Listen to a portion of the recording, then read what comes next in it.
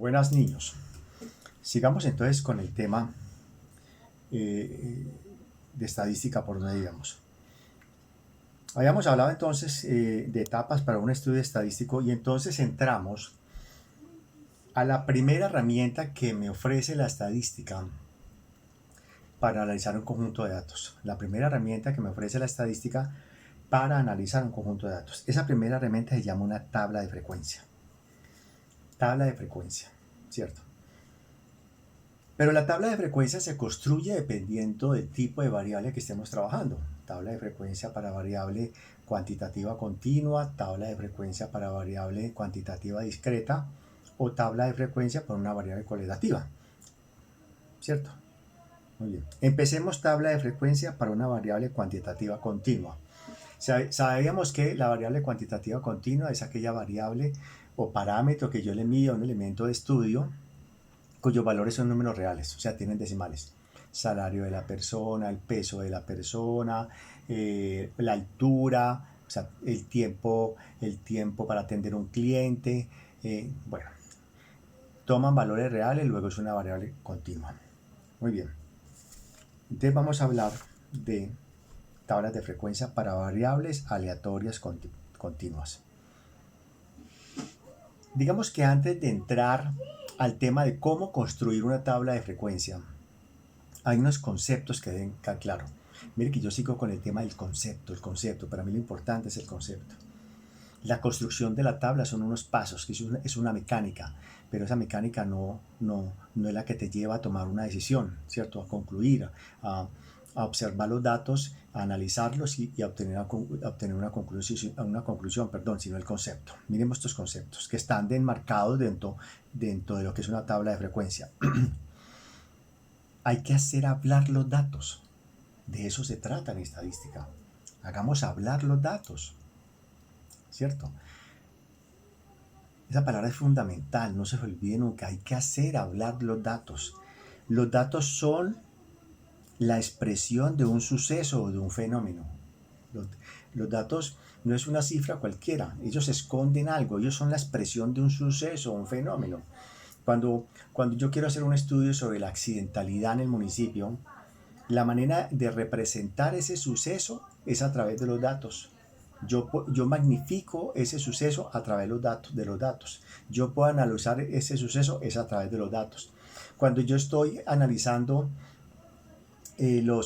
la inseguridad en el municipio, son las cifras las que me hacen realidad ese fenómeno, la que expresan esa realidad, ¿cierto? Si no hay cifras, no hay manera de expresar esa realidad. Por eso hay que hacer hablar los datos, ¿cierto? Yo tengo una manera de yo representar la manera de hacer los datos. Es como yo coger una naranja, partirla por la mitad y exprimirla. La naranja son los datos y cuando yo la exprimo, ese jugo es la información que me dan los datos, ¿cierto? Cuando yo exprimo la naranja, el jugo es la información que me dan los datos, ¿cierto? Cuando yo la exprimo. Entonces, hay que hacer hablar los datos. Los datos son la expresión de un suceso o de un fenómeno. Hay un suceso o un fenómeno y ese suceso o fenómeno se expresa a través de los datos. ¿Cierto? Los datos son la expresión de un suceso o de un fenómeno. Los datos muestran una realidad, un acontecimiento, ¿cierto? ¿Qué hay detrás de los datos? O sea, los datos no es una cifra cualquiera, detrás de ellos hay algo, ellos esconden algo. ¿Qué esconden los datos? Mire que es una reflexión interesante, ¿cierto?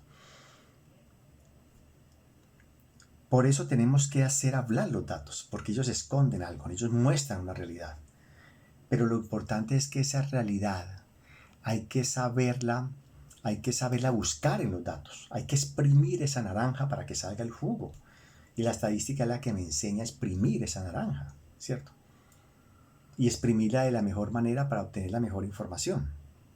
La estadística hace hablar los datos para saber qué esconden, qué hay detrás de ellos. Y esto que esconden es información. Mire lo importante. Eso que esconden es información. O sea, ¿qué datos es distinto a información? Entonces vamos a hacer hablar los datos a partir de esta primera herramienta que es la tabla de frecuencia. Hagamos hablar los datos. Saquémosles el jugo. Digámosle la estadística que nos enseña a sacar el jugo, a sacar el jugo de esa naranja, ¿cierto? Acuérdate que el jugo es información. Ese es un concepto importante antes de entrar en el tema de tabla de frecuencia. Y mire que seguimos hablando de estadística sin hablar de números, sin tener aquí números, ¿cierto? Entonces, por eso, si tenemos los conceptos claros, vamos en buen camino. Y hay otro concepto muy importante en estadística, pero muy importante, que es el concepto de variación. Importantísimo. Sin variación no hay estadística. Sin variación no hay estadística. La estadística es la ciencia de la variación. Porque existe la variación, existe la estadística. Si no existe la variación, no hay estadística. Si yo voy a hacer un estudio de los ingresos por familia en el municipio y yo hago una encuesta a 30 familias y los ingresos son 800, 800, 800, 800, ¿para qué estadística? Pues, ¿para qué organización? ¿Para qué tabla de frecuencia? ¿Para qué estos conceptos? Si yo registro el número de hijos y el número de hijos es 333, ¿para qué estadística? Si yo hago un estudio del número de homicidios en el municipio y dice 2, 2, 2, 2, 2, ¿para qué estadística? No se necesita. Solo cuando existe variación es que es importante la estadística, ¿cierto? Si yo hago una encuesta en la universidad sobre la percepción de un profesor y todo el mundo es bueno, bueno, bueno, bueno, ¿para qué estadística? O sea, la estadística se deleita con la variación. La estadística juega con la variación. La estadística es el mundo de la variación. Entonces, sin variación no hay estadística. La estadística es el estudio de la variación. Me ayuda a medir y a entender la variación. Mire que es un asunto como filosófico. La estadística me ayuda a medir y a entender la variación. Porque cuando yo mido y entiendo la variación, puedo hablar de ese fenómeno. Empiezo a exprimir la naranja. O pues, cuando yo mido y entiendo la variación, empiezo a obtener información de los datos. Empiezo a exprimir la naranja cuando mido y entiendo la variación. Y la estadística me ayuda a medir y entender la variación. O sea que todas las herramientas en estadística lo que hacen es medir y entender variación. Y esta primera herramienta que llama tabla de frecuencia está buscando una herramienta para medir y entender la variación. Y al yo poder medir y entender la variación, empiezo a entender el fenómeno, o el suceso, o el hecho, o la investigación en que estoy trabajando. Todas las herramientas estadísticas buscan medir la variación, entender la variación. Eso es muy importante. Y importante para entender el siguiente tema. Entonces vamos detrás de algo muy importante. Medir y entender la variación de una variable cuantitativa continua. Y en el momento que lo haga, estoy exprimiendo la naranja. Ojo, exprimir la naranja, ese jugo es información.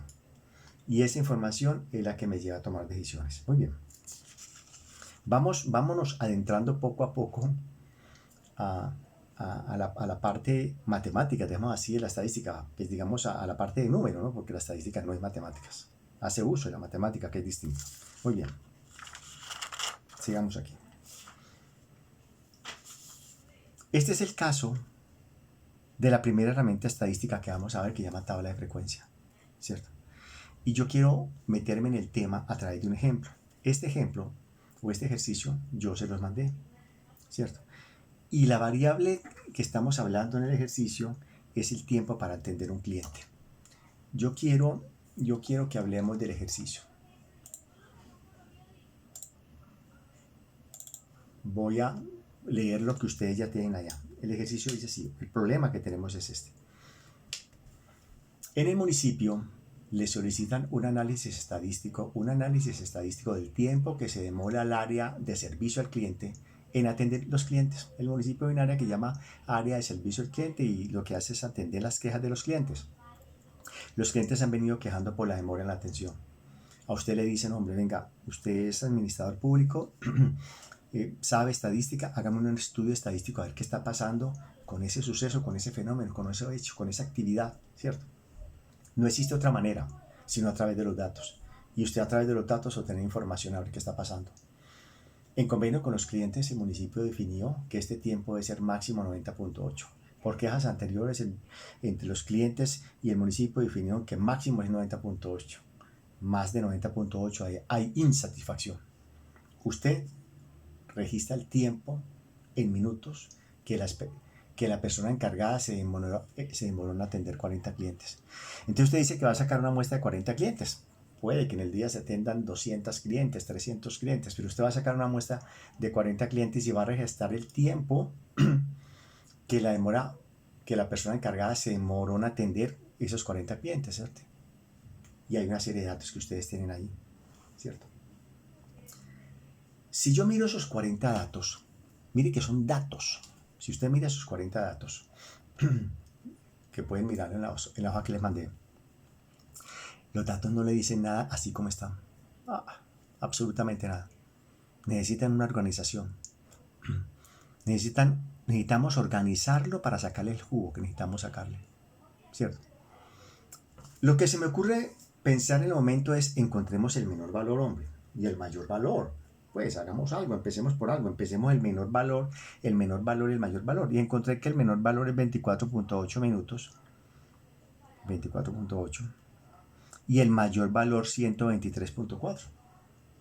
O sea que el menor tiempo en atender un cliente es 24.8, ¿cierto?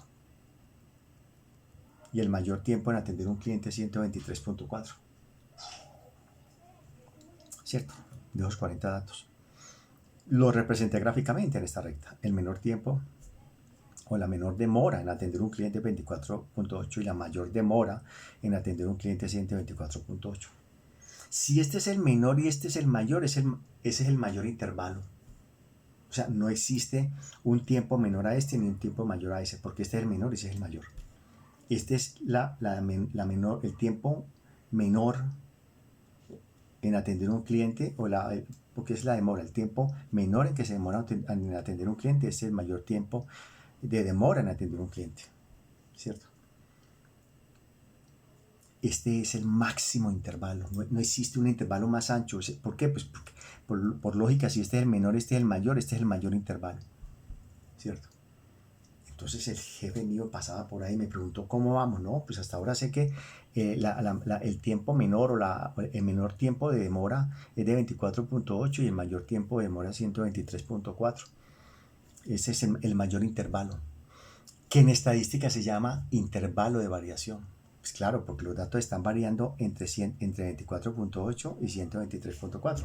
Los datos están variando entre 24.8 y 123.4. Es el mayor intervalo de variación. Entonces el gerente dice, mi jefe dice, hasta ahí me dice, bueno, pero está como grave la cosa. Me dijo, sí, está como grave la cosa. Porque si el menor tiempo de demora es 24.8 y el mayor 123.4, ese intervalo de variación está muy grande, está muy ancho. Claro, está muy anchote, mire que es muy ancho, ¿cierto? Mire que hablamos de variación, intervalo de variación. Entonces ya le podemos decir que estamos sospechando que hay un problema, ¿cierto? Distinto fuera que el menor fuera 24.8 y el mayor 25.2. Mire que el intervalo de variación será más estrechito. Entonces yo empiezo a sospechar, no hay problema. Pero aquí sí hay problema, porque el intervalo de variación es muy grande. Muy bien. Pero si este es el mayor intervalo de variación entre 24.8 y 123.4, ¿cierto? Es el mayor intervalo de variación que ya me está mostrando un problema. La pregunta, ¿y qué pasa con los otros 38 datos? ¿Cómo están variando los otros 38 datos? Porque también me interesa. Aquí apenas tomamos 2 datos. ¿Cómo están variando los otros 38 datos? ¿Cierto? Que también dan información. De la estadística me dice, hombre, muy fácil. Si a usted ya pudo concluir que sí hay problema porque este intervalo de variación o el mayor intervalo de variación está muy grande, ¿cierto? Está muy grande. Eso significa que hablar de intervalos de variación nos da información, porque no hacemos una cosa. Este intervalo grandotote dividámoslo en varios subintervalos de variación. Repito, este intervalo grande dividámoslo en varios subintervalos de variación. No me pregunten cómo, me interesa es qué vamos a hacer. ¿Y para obtener qué? El cómo no me interesa. El cómo lo solucionamos después.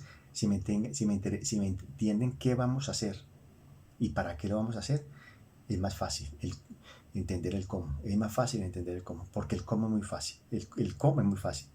Intentamos qué vamos a hacer. este intervalo de variación, que es el mayor intervalo de variación de ese tiempo, de esa actividad, el menor tiempo que se demora el área en atender un cliente 24.8 y el mayor tiempo que se demora en atender un cliente 123.4, un intervalo de variación muy grande. Hay problemas. Vamos a dividirlo en varios subintervalos de variación. ¿Cómo? No nos interesa. ¿Qué característica tiene? Ahora, no, ¿para qué? Porque si yo divido este intervalo grandote en varios subintervalos de variación, empiezo a entender qué está pasando con estos 38 datos, cómo están variando los 38 datos. Porque el asunto es de variación. Porque es que si el tiempo de demora en atender un cliente fuera 30, 30, 30 o 32, 32, 32, no hay problema. Intervalo de variación cero, problema ninguno. Entonces mire que es la variación la que empieza a ocasionar los problemas. Entonces necesito medir y entender la variación. Y aquí tengo una herramienta que me está permitiendo medirla para después entenderla. Entonces este intervalo grandotote de variación lo voy a dividir en varios subintervalos de variación para ver cómo están variando internamente estos datos. ¿Cómo? Después. Una vez que yo haya dividido este intervalo en varios intervalos de variación, el cómo después. No me pregunten cómo. Entonces me hago la pregunta. Cojo estos datos que tengo, que ustedes lo tienen en esa hoja, y averiguo de estos datos cuántos hay en este intervalo, de estos datos cuántos hay aquí, cuántos hay aquí, cuántos aquí, cuántos aquí, cuántos aquí, cuántos aquí, cuántos aquí. Entre 24.8 y 23.4, ¿cuántos datos hay? Todos. Todos, ahí están todos, ¿cierto? Todos los datos están ahí. Pero entre 24.8 y este valor, que después averiguamos cuál es, ¿cuántos datos hay? Pues contabilizamos cuántos hay. ¿Cuántos hay aquí? ¿Cuántos hay aquí? ¿Cuántos hay aquí? ¿Cuántos hay aquí? Conocer, ojo, la frecuencia de ocurrencia de los datos en cada intervalo, así se dice. Conocer la frecuencia de ocurrencia de los datos en cada intervalo es lo que me permite analizar ese fenómeno y entenderlo y conocer la variación de esa variable. Repito, una vez yo tenga estos varios intervalos, averiguamos de estos datos cuántos datos caen aquí, cuántos aquí, cuántos aquí, cuántos aquí, cuántos datos caen en cada intervalo. Y esto de saber cuántos datos caen en cada intervalo es conocer la frecuencia de ocurrencia de los datos en cada intervalo. ¿Con qué frecuencia ocurren los datos en cada intervalo? Pongo un ejemplo. De los 38 datos, 2 cayeron en este intervalo. 5 cayeron aquí, 8 cayeron aquí, 12 cayeron aquí, 1 aquí. Y la suma me da 38 datos, ¿cierto? Que junto con estos dos me completa los 40. Entonces, conocer con qué frecuencia los datos ocurren en cada intervalo es lo que se llama una tabla de frecuencias. Por eso se llama tabla de frecuencia. Y eso me está permitiendo conocer cómo se están comportando los datos en este intervalo, cómo están variando los datos en ese intervalo. Y eso me permite conocer el problema, esa actividad, qué pasa con la actividad a partir de los datos. Ese es el concepto. Si eso está claro, de aquí para allá es muy fácil. Entonces vamos a repetir. Encontramos el menor y el mayor valor de los datos, el tiempo de demora mínimo, el tiempo de demora mínimo para atender un cliente 24.8, el tiempo de demora máximo de 123.4. Este es el máximo intervalo de variación que está muy grandote, o sea, si hay problema. Otra cosa fuera que fuera entre 24.8 y 5.1, un intervalo de variación muy chiquito, entonces yo diría no hay problema. Como una vez conocido este intervalo grande, lo dividimos en varios subintervalos. La característica de estos varios subintervalos es que este ancho es el mismo en todos, es igualito en todos, ¿cierto? Una vez hemos dividido este intervalo grande en varios subintervalos de igual amplitud, este ancho se llama amplitud, averiguamos de estos datos cuántos hay aquí, cuántos hay aquí, cuántos hay aquí, y eso de encontrar cuántos datos hay en cada intervalo llama la distribución de frecuencia, o sea, con qué frecuencia ocurren los datos en cada intervalo, por eso se llama tabla de frecuencia. Y eso me da información de esa variable, me da información de su variación, ya medí la variación de esa variable, ya puedo entender qué pasa y ya puedo empezar a analizar. Vamos a mirarlo con este ejemplo, mira lo fácil que es. Vamos a hacer esto, ¿cierto? Muy bien. Entonces, miren lo que vamos a hacer. N son 40 datos, X es el mayor valor de esos datos, 123.4, y x min el menor. Miremos por favor los pasos que yo también se los mandé ya para construir una tabla de frecuencia, y el primer paso decía obtener una muestra de tamaño 4. Segundo paso, encontrar el mayor de los datos y el menor. Y sigamos. El siguiente paso, encontrar el rango. ¿Y qué es el rango? Que es R. Al mayor le resto el menor, ¿cierto? Una vez he encontrado el mayor de los datos y el menor de los datos, calculamos el rango, que es R. Al mayor le restamos el menor, y eso me da 98.6. Pero miremos qué significa eso, cuál es el concepto. Si yo a este mayor le resto esto, estoy encontrando el ancho de esta recta. O sea, ¿qué tan ancho es esto? Mire un ejemplo. Asumamos que el menor es 24.8 y que el mayor es 24.8. ¿Cuál es el ancho de la recta? 0. Asumamos que el menor es 24.8 y el mayor 24.9. ¿Cuál es el ancho de la recta? Chiquitico, nada, un poquitico. Asumamos que el menor es 24.8 y el mayor 25. Este es el ancho de la recta, o sea, el ancho de la recta va aumentando en la medida que va aumentando el mayor valor. Entonces, si al mayor valor le resto el menor, me está dando el ancho de la recta, ¿cierto? Que eso es una medida de variación. ¿Qué pasa si yo digo en el estudio, no, eso pasaba a mi jefe, me preguntamos, ¿cómo vamos, hombre? ¿Qué pasa si yo le digo, el rango es 0? O sea, le estoy diciendo, no hay variación. No hay variación, el tiempo de atención es el mismo, o sea, no hay problema. ¿Qué pasa si le digo el rango es 0.0001? Le estoy diciendo, la variación es muy chiquitica. Mire, 0.001, que es la resta del mayor tiempo menos el menor tiempo, o sea, no hay problema. ¿Qué pasa si digo que el rango es 1? Tampoco hay problema, porque me está diciendo que este ancho es muy chiquitico, o sea, no hay variación. Pero ¿qué pasa si le digo que el rango es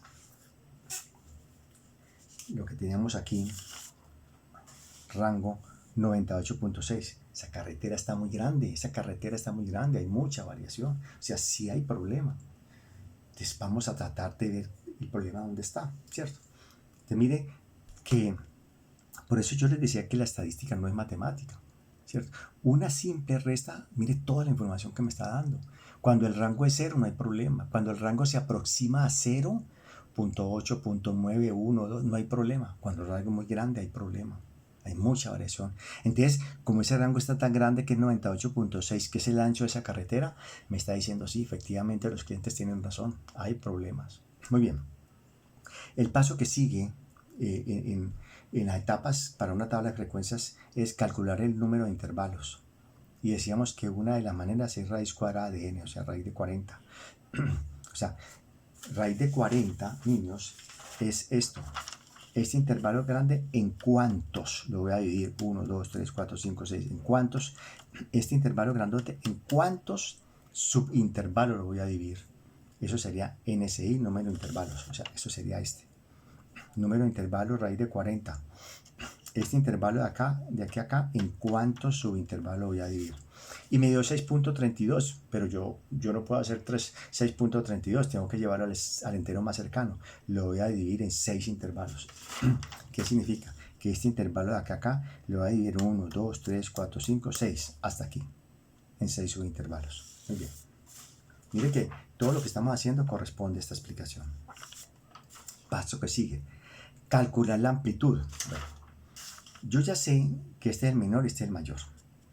Ya resté y me dio el ancho de esta carretera, ¿cierto? Bueno, ya sé además este intervalo en cuánto lo voy a dividir, en cuántos subintervalos. Ya sé que 6. Ahora vamos a averiguar qué tan ancho es cada intervalo, qué tan ancho es cada. O sea, cuánto hay de aquí a aquí, cuánto de aquí a aquí, cuánto de aquí. Eso se llama la amplitud de cada intervalo. Entonces, la amplitud es el rango calculado aquí sobre el número de intervalos. Repito, la amplitud es el rango calculado aquí sobre número de intervalos. Y eso me da 16.433. Para efecto de facilitar los cálculos, yo lo puedo aproximar a 16.5. La amplitud de 16.5. Eso significa que este ancho de aquí hasta aquí es de 16.5, de aquí hasta aquí de 16.5, de aquí hasta así de 16.5, de aquí hasta aquí de 16.5. Ya con eso puedo construir esta tabla de frecuencia, pero la vamos a representar de otra manera. Pero la esencia de una tabla de frecuencia es construir esto, ¿cierto? Ahí está el concepto. Entonces mire cómo se construye una tabla de frecuencia. Miremos estas columnas. Se construyen con estos datos. Es muy fácil, es una pendejada muy fácil. Número de intervalos, ¿cuántos son? 6.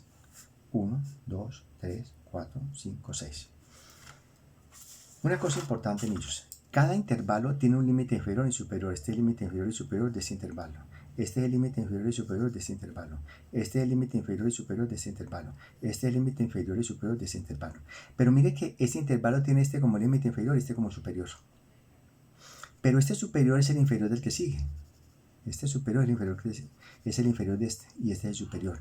Este superior de este es el inferior de este. Miren. Y este es el superior de este. Este superior es el inferior de este y este es el superior. ¿Listo? Muy bien. Entonces empecemos. Número de intervalo. Límite inferior y superior de cada intervalo. Límite inferior L sub I. Límite superior L sub S de cada intervalo. Y ahorita le hablo de estos dos conceptos. Por ahora me interesa que entendamos esto. Número de intervalos son 6. Véalo aquí. Límite inferior y límite superior de cada intervalo. O sea, lo que vamos a hacer ahora, niños, es a darle valores a este límite inferior y a este superior, a darle valores a este límite inferior y a este superior, a darle valores a este y a este, para poder saber cuántos datos caen en cada uno de ellos. Muy bien.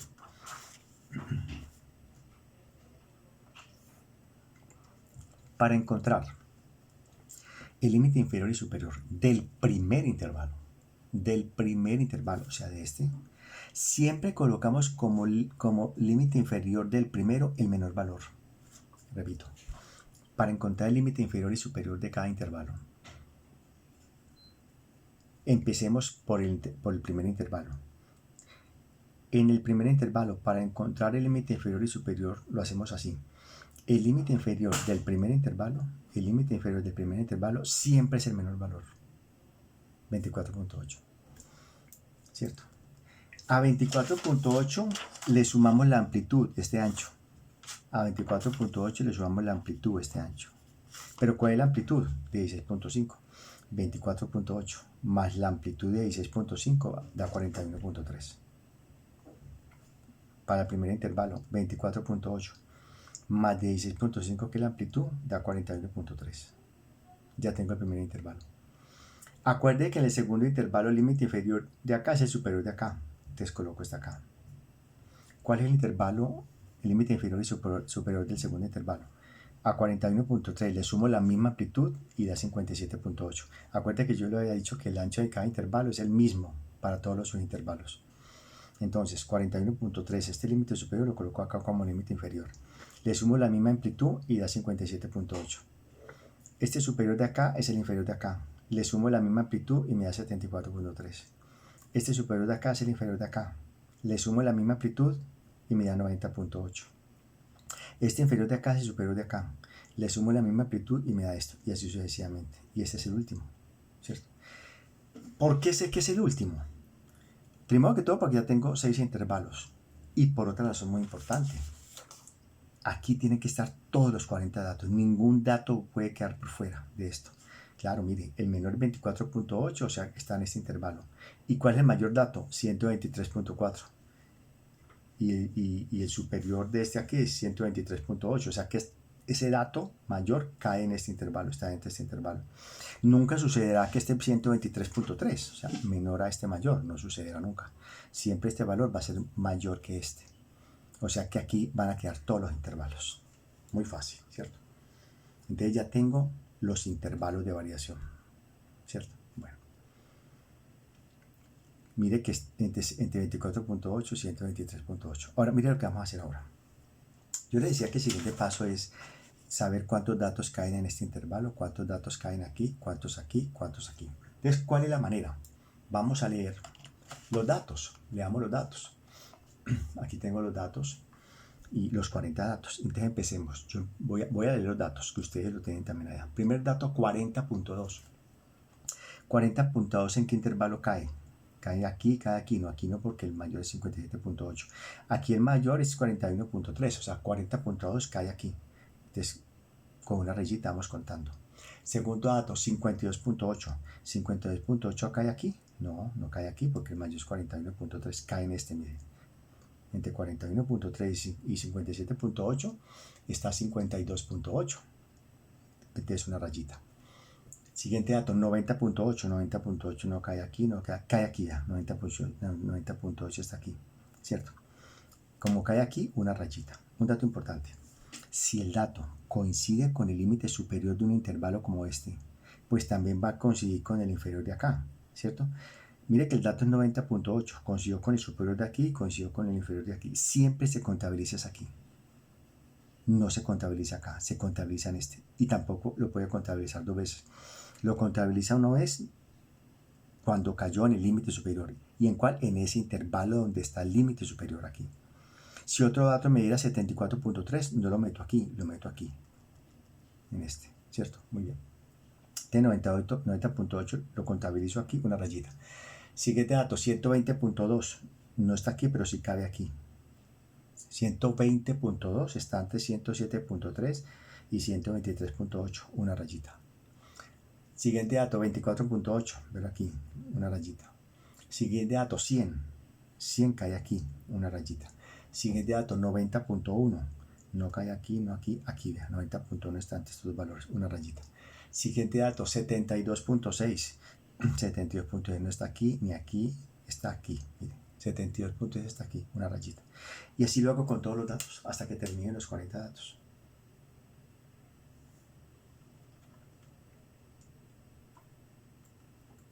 Una vez termine, contamos cuántas rayitas hay. 1, 2, 5.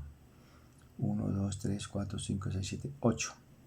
1, 2, 3, 4, 5, 6, 7, 8, 9, 10. 8, 5, 4. Esto es lo que llama la frecuencia absoluta. Que en la hoja que les entregué dice que la frecuencia absoluta es el número de observaciones que caen en cada intervalo. En este intervalo caen 5 de las 40, en este intervalo cayeron 8 de los 40, en este intervalo cayeron 10 de las 40, en este intervalo cayeron 8 de las 40, en este intervalo cayeron 5 de las 40 y en este intervalo cayeron 4 de las 40. ¿Cierto? Frecuencia absoluta. Mire que la suma da 40. Siguiente columna, frecuencia relativa. La frecuencia relativa es muy fácil. Es este dividido en este. 5 dividido en 40, 0.125. 8 dividido en 40, 0.20. 10 dividido en 40, 0.25. 8 dividido en 40, 0.20. 5 dividido en 40, 0.125. 4 dividido en 40 da 0.1. Esta suma siempre da 1. Siempre da 1. Aunque por decimales puede darle 0.99, 0.999, porque puede que esta división pues no me dé tan exacta y me dé 122.2222 y usted apenas le ponga 3 decimales. Entonces da 1 o muy próximo a 1 y es la frecuencia relativa. Y este dato se maneja siempre como un porcentaje, o sea, siempre para interpretarlo lo multiplicamos por 100 y en este caso me da 12.5. Aquí lo multiplicamos por 100 y me da 20, ya sería por ciento. Aquí lo multiplicamos por 100 y me da 25%. Aquí lo multiplicamos por 100 y me da 20%. Aquí lo multiplicamos por 100 y me da 12.5%. Y aquí lo multiplicamos por 100 y me da 10%. En este caso, esto daría aquí 100%, ¿cierto? Esa es una tabla de frecuencia. Mire que era lo que habíamos visto. Ahora, ¿qué sigue después de que yo he construido la tabla de frecuencia? Viene la parte de interpretación y análisis, ¿cierto? Yo inicialmente voy a hacer una interpretación para que veamos cómo interpreta una tabla. 5 clientes tuvieron, estamos hablando del tiempo que se demoraron a atender un cliente. En 5 clientes se demoraron a atenderlo entre 24.8 y 41.3 minutos. 8 clientes se demoraron en atenderlos entre 41.3 y 57.8 minutos. 10 clientes se demoraron en atenderlos entre 57.8 y 74.3 minutos. 8 clientes se demoraron en atenderlos en 74.3 y 90.8, ¿cierto? Este habla de porcentaje. El 12.5% de los clientes se demoraron en atenderlos entre 24.8 y 41.3 minutos. El 20% de los clientes se demoraron en atenderlos entre 41.3 y 57.8 minutos. el 25% de los clientes se demoraron en atenderlos entre 57.8 y 74.3 minutos. El 20% de los clientes se demoraron en atenderlos entre este y este, ¿cierto? Mire lo fácil. Ahora hay una columna que me falta que es importante, que se llama la frecuencia relativa acumulada. Es muy fácil, miren. Simplemente es sumar estos valores. Aquí va 12.5, ¿cierto? Voy con la calculadora y sumando. El siguiente valor es este más este. Entonces cogemos 12.5 más 20, sería 32.5. Esto es por ciento. Entonces sería 32.5%. Este lo coloco acá. Miremoslo así. Este lo coloco acá. Este más este me da este. Este más este me da el que sigue. Entonces 32.5 más 25 me da 57.5%. Este más este me da el de acá. O sea, más 20 me da 77.5%. Este más este me da el de acá. O sea, más 12.5. 90%. Y este más este me da acá 100%. Mire que es este. Voy a repetirlo. Otra columna importante es la frecuencia relativa acumulada, FRA. Empezamos que colocamos este mismo porcentaje aquí, la primera fila. Como es acumulada, este más este me da este. Este más este me da este. Este más este me da este. Este más este me da este. Y este más este me da este. Entonces, si me dicen, interprete la fila 2 completa, esta fila. Entonces, yo lo puedo decir así. El 20% de los clientes que llegaron, que corresponde a 8 clientes, la demora en el tiempo de atención estuvo entre 41.3 y 57.8. O sea, en el 20% de los clientes que llegaron, o sea, 8 clientes, en ese 20% de clientes, la demora en el tiempo de atención estuvo entre 41.3 y 57.8. Y si sigo a este valor, como es acumulado, este acumulado ya no me habla de estos dos, sino acumulado empieza desde aquí hasta acá. Entonces el 32.5% de los clientes que llegaron a quejarse, el tiempo de demora en atenderlos estuvo entre 24.8 y 57.8. En el 57% de los clientes que llegaron a hacer un reclamo, en el 57.5% de los clientes que llegaron a hacer un reclamo, el tiempo de demora en atenderlos estuvo entre 24.8 y 74.3, ¿cierto? Interpretemos la fila 5 completa. El 12.5% de los clientes que llegaron, o sea, 5 clientes, la demora en el tiempo de atención en ese 12.5% de los clientes estuvo entre 90.8 y 107.3 minutos. En el 90% de los clientes que llegaron a hacer un reclamo, en ese 90% de clientes que llegaron a hacer un reclamo, la demora del tiempo de atención estuvo entre 24.8 y 107.3. También yo puedo sumar estos y dar un dato. Por ejemplo, ¿qué pasa si yo sumo estos tres? Son 20, 45, 65, estos tres. Estos tres, 20, 25 y 20. 20, 45, 65. En el 65% de los clientes, voy a colocar esta regla aquí, 20, 25 y 20 da 65. En el 65% de los clientes que llegaron, la demora del tiempo de atención estuvo entre 41.3 y 90.8 minutos. ¿Sí? Qué fácil. ¿Qué pasa si sumo estos dos? 12.5 más 10, eso me da 22.5, la suma de estos dos. En el 22.5% de los clientes que llegaron, el tiempo de demora del tiempo de atención estuvo entre 90.8 y 123.8, ¿cierto? Porque estoy sumando, ¿cierto? Entonces mire la importancia. Ahora vamos a ubicarnos en el ejercicio, para dar la respuesta al ejercicio. Dice así. Registra el tiempo, pero aquí hay una cosa importante para analizarlo, porque es que los clientes se han quejado, miren, lean el ejercicio, porque hubo un pacto con ellos en la administración donde máximo se iban a demorar 90.8, entonces vamos a ver qué pasa. Entonces, en convenio con los clientes se definió que este tiempo debe ser máximo 90.8. Vamos a darle valor al problema, vamos a darle cifras al problema. Entonces, máximo 90.8. Esa es la meta que definieron con la administración hasta aquí. Máximo 90.8. O sea que se pactó que el tiempo de demora en atenderlos debe ser máximo 98, o sea, de aquí hasta acá, máximo, ¿cierto? O sea que esto no están cumpliendo, no están cumpliendo, ¿cierto? No están cumpliendo, o sea, cuando supera 90.8 no se cumple la meta. Y sí, sí está pasando ese caso de que no se está cumpliendo la meta. Mire que hubo 9 clientes donde se cumplió la meta, que es esta suma. Entonces mire la interpretación. En el 22.5% de los clientes no se está cumpliendo la meta. Porque ese 22.5% de los clientes, la demora en el tiempo de atención está entre 90.8 y 123.8. O sea, es superior a 90.8 cuando definimos que debería decir máximo hasta 90.8. Entonces, en el 22.5% de los clientes no se está cumpliendo la meta.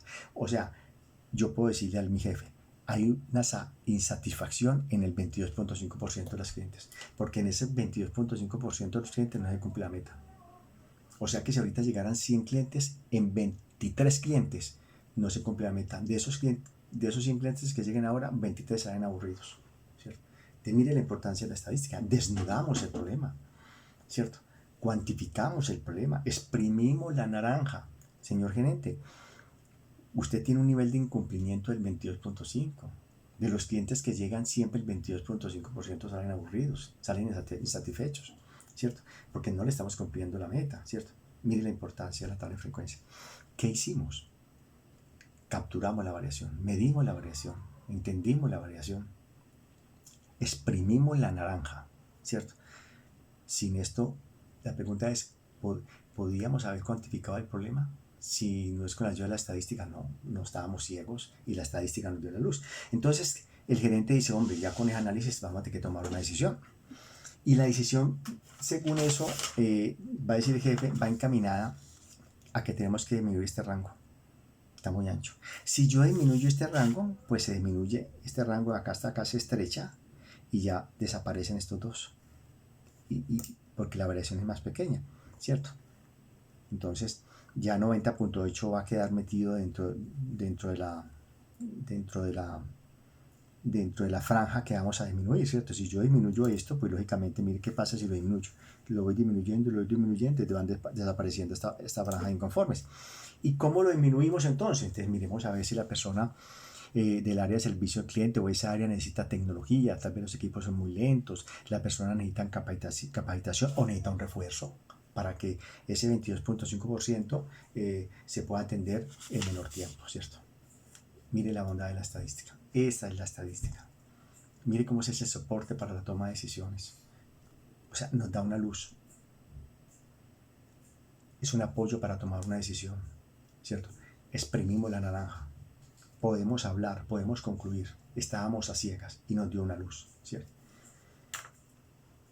Este es el tema que yo traía para hoy. Entonces, ahora se trata, es que ustedes, yo propongo que vean el video de nuevo para aclarar cosas, dudas que tengan.